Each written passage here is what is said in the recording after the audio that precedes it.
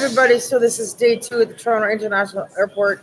I did do this for one night previously, the last time I came to visit family.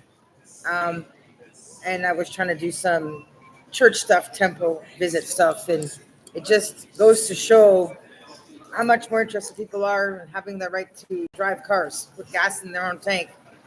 Even with gas in tanks in cars, you'd think they could drive over to the airport and visit with somebody that's here. That said, I'm doing it again.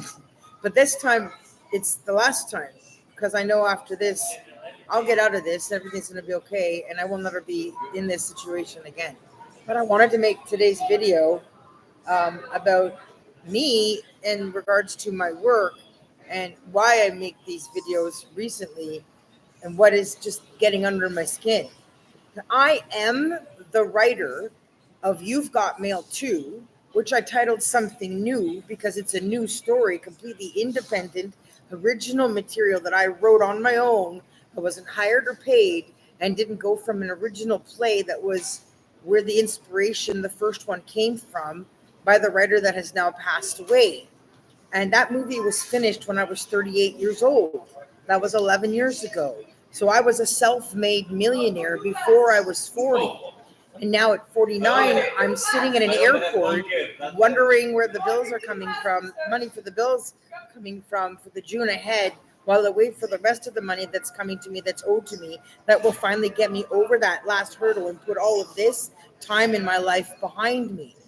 Now, the reason I'm talking about all of these things is because the industry itself, using these standards of saying if you don't know somebody or aren't somebody or connected to somebody, aren't willing to pay big bucks to be connected to somebody, to use a name or an image or an agency or a publisher, then you are nobody, that you're nothing, that there's no value, no reason to pay any attention or take the time, which is simply not true.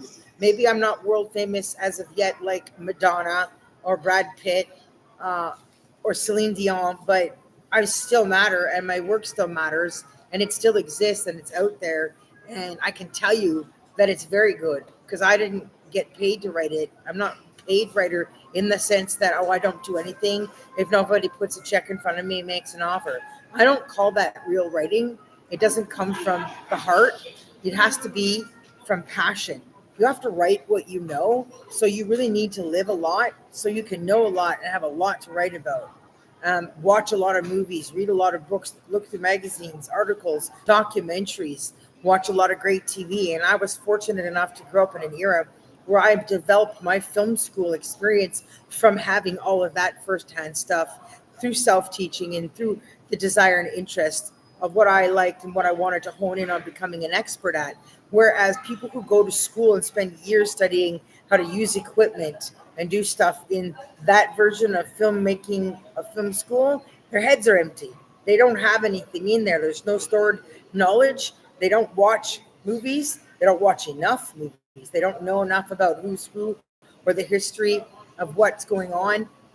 And so they're only able to be instructed or told what to do on sets around productions of movies being made, but not able to grow up to creating a company and producing their own movies. And so the moral of the reason I've sat on all these movies all this time and waited was for me to get to a platform of maturity and age and wisdom and experience where everybody around me doesn't know as much and can only work for future productions or apply to work for future productions or seek knowledge through, master classes and all that other stuff that I have yet to do, but at some point can do. I have started doing workshops in Vancouver.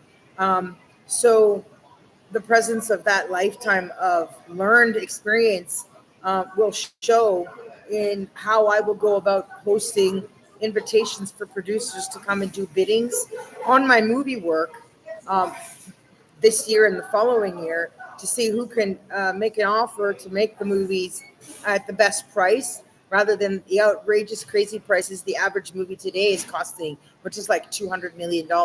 But if I cut costs just by replacing all the major characters that were played by big stars before, and my movies work well and they stand on their own merits as good movies, people will enjoy the movies nonetheless and laugh and have a good time and leave with good memories, no matter who the new actors are And it also gives opportunities to new people, even if I've got to go to Europe to look for people and cast them there to give them chances. That is fine. That's what the world is an oyster to, an opportunity of, right? Everybody has that right and that chance to be allowed to be given that opportunity. If Topher Grace can go audition for his first show, do his first acting for that 70s show without an agent or anybody representing him and get that part and become successful, then anybody can do it. And the agencies and the publishers and the intimidation tactics and all these people with their threats of blacklisting, looming behaviors of, if you're not somebody, then good luck becoming somebody if you don't do it the way we want you to. Like the big wigs wanting to get paid big bucks for them to share their name or their company for their representing you kind of deal, when they didn't do any of the hard work, is a bunch of poppycock. It's hogwash. We have internet, we have websites, we have apps, we have all sorts of social media ways of advertising and pitching in, ways of connecting with people locally that are in the industry at levels where we can work together to counter effect that and create a new era of availability of options for artists in the industry across the board. For me, with future productions, the whole point and goal is, because of my lifelong struggle of dealing with that old standard that I have gone up against like a wall, I intend to allow people to submit their unsolicited material to my company. This includes the books. I will publish and I will read through and produce the stuff that is high quality, the best work, and find the best artists, people with the best passion.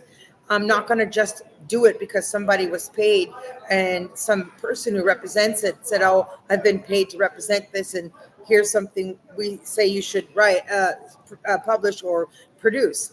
There's so many movies that have been made just in the last decade alone or so where I just get sick to my stomach. It's just gnarly, nauseous. I would never see that I've won Oscars and all kinds of awards that shouldn't have gotten anything. There are some things where just the music and the beat is the same as they're singing through a whole song and they're all patting themselves on the back because they're famous and they think it's good. Trust me, it's not. And because I'm not over there in that part on that side with all that big wig money stuff, I can tell the truth. And because I've lived my life going up against the grain, I'm not worried about anybody who might be offended by being critical contender in saying the things they need to hear. Constructive criticism is important and relevant for people to learn and grow and to change where there's weakness and they need to gain more strength. And I have a lifetime of work and experience to back up being able to say what I say with confidence. I am also the writer of a new series of Supergirl movies. A trilogy of its own, has nothing to do with its new TV show, which I do not watch, will not watch. I've seen enough to know that I could not watch. It is nothing like the original cult classic Supergirl movie from my era. And that's the quality I wanted to pursue writing against in a newer form. And I have to warn everybody that Donald Trump is in the story, the man he was before he tried running for president. And if he had stayed that character we all know him so well for, this movie would have just been spot on perfect. And he would have been so busy throwing himself into that role and making this movie and having a good time, we all would have been saved the grief of him becoming president of the United States, because it wouldn't have been an interest. But when I wrote to his company in New York, his office and stuff, to try and elicit connection and friendship, they wouldn't accept anything. Like, not even other people, even if it's just letters of invitation of becoming associates and friends first. Often they don't even read those. They just assume it's all some sort of unsolicited thing, and it's not. Letters are not the same. And I've said that before too. But the point is, the time passed. It took me 8 years to write that trilogy, and it finished in 2016. And now we have this fiasco on our hands because he's got nothing to do. And he's got nothing to do with this freedom he has is based on the fact that he didn't learn about that. And if he had learned about that, and if he learns about it now, then he could possibly decide, okay, maybe I don't need to be the president of the United States. I can just go be the guy in the story. But my Supergirl in the story, her character and what happens to her, this part is very pivotal for her and what goes on. So I can't change that. It's set in stone. It's a timestamp like You've Got Mail, where the movie is good to watch no matter what time whether 20 years ago or now, because of computers and email, because of Donald's character and his company and stuff. This is going to be something we can enjoy watching and laugh, and whatever response people have as an audience, mixed emotions, before now and in the future, that will never grow old. So I'm looking forward to finally getting that stuff going and enjoying the reward of my hard work and the time that's had to elapse for, I guess, the right time, the fate, the destiny for it all to take place, so that the legend speaks for itself in all of that history that's passed for all of us. And I'm also the writer of the Smallville movie for the Superman TV show that was shot and aired from Burnaby, British Columbia for 10 years. And what I've written is actually way better than the entire 10 seasons of the show. And for 8 years, these people have known about me and have known I was beginning to write this movie and made an offer to have them sort of co-write with me as a writers group and a table. But again, because of the issue of having agents and being popular and all that attention-seeking world of Comic-Con touring stuff, they turn their backs on acknowledging me, and actually even saying that there was a movie. And they're talking off incessantly in words about, oh, it's not a bad idea, or maybe I could take an interest in the possibility of making a Smallville movie if there is one or one was written. So they're outright lying, completely BSing everybody by making out or portraying like nothing has been done yet. Like Al Ghul was the only guy that could possibly do something and hasn't brought it up. But gosh, he knew about me 8 years ago and doesn't want to get involved in the actor's life and what's going on around that reality. And it's all over my social media and my website. History is already there. The truth is out there from my side. So people just need to keep watching, tuning in, and researching to learn, while they go out and take your money and you waste your time going to these events, listening to them talk about the same old stuff in a circle, because there's nothing new to talk about if they don't talk about me and talk about my real work that has been written and has been ready to produce for 4 years. And in those 4 years, both of those two-part movies would have been complete and we'd be in post-production, and all the fans that love Superman and love that show would be enjoying the reward of the success of the completion of that work at this point, rather than listening to them talk on incessantly in circles about the old stuff where there's nothing new to say, knowing there's new stuff to talk about, but not talking about it. So you guys should be really complaining about getting your money back. That's a problem. Like, I fought Zipcar and refused to pay for charges they don't have the right to put on my card. And now I'm sitting in an airport willing to wait till I get home to get my card so that I get the refund for the stuff that I refuse to let fraudsters charge to my card and get that kickback and run away, take down their websites and their apps, go off with the money and do stuff all over again and keep doing things like that at a level of illegal action that police can't do anything about. Like, it's so high up and there's so much of it that our governments can't do anything really, right? It's out of control everywhere. And that's the problem, even with investments now, and even auditors. You can't even trust what they're thinking, what they're looking for, what they're doing. And that's why it's important to spread out companies into different countries, because people respond differently in different countries, and some are going to be more honest and better and not hold back or hurt people's lives and put them in situations like I'm in right now with my investments, waiting for it to come through any day now. Whereas in this country, people doing that kind of auditing work likely never would have. In Canada, we don't put people in jail over tax issues. Like, it would have to be some mega thing like for us to go, oh, well, you need to go to jail for that. Literally, we'll just find ways for like small payments, for paybacks, for things where there's an overpayment of something. And then there's other areas where you can actually just be forgiven for stuff. Like, it's barbaric and it needs to change so that it's the same, so that it's universal, that we're all living fair, because everybody deserves the right to living at a certain standard. So anyways, I'm good at the airport. Whether I got donations or help to get me through this weekend, I've gotten through today.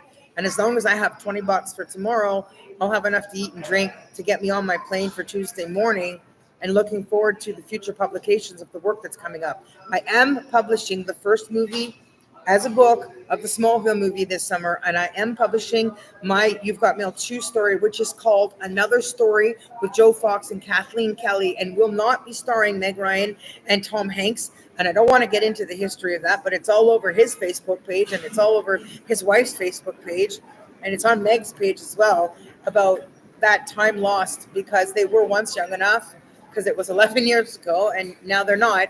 And I like the idea of giving new people in new places, being that I am European based and born in Canada, the chance to be allowed to show everybody that that work can be just as brilliant and wonderful and enjoyable for the new age of audience, the younger people now, more than ever. So I look forward to that challenge.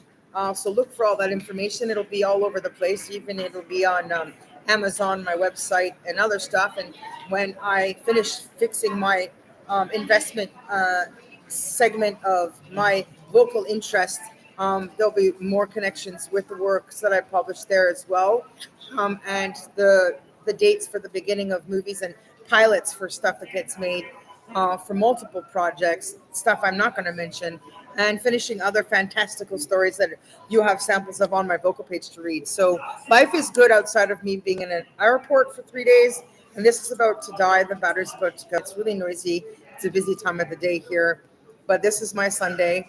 I'm happy I have a chapel in the airport, so I have a place to go do my scriptures in my ears and do my little prayers and keep my sanity and have faith in what's to come when I get home in Vancouver. But for that very sanity's sake, I had to come here, because I just need to be able to have my routine of the things I need to do for me that I like to do. And I wasn't able to do that around the people and the life of people that I'm not used to the life of. So this is where I'm at. So yeah, you guys can still donate $20. Like, if I get help now, when I am able to help others, it always pays forward. I've always been that way and will remain that kind of person. So yeah, peace out, guys. That's my thing for today. Keep a watch for what's coming. It's going to be worth it. So looking forward to the rest of summer 2024 and all the exciting things that are happening in Vancouver. Bye for now from Now TV Canada, or I Am Just Jen YouTube channel. Superwoman signing out. Mwah. Be young, have fun, and drink Pepsi. Or you do you and I'll do me. I'm just a Pepsi girl. Bye.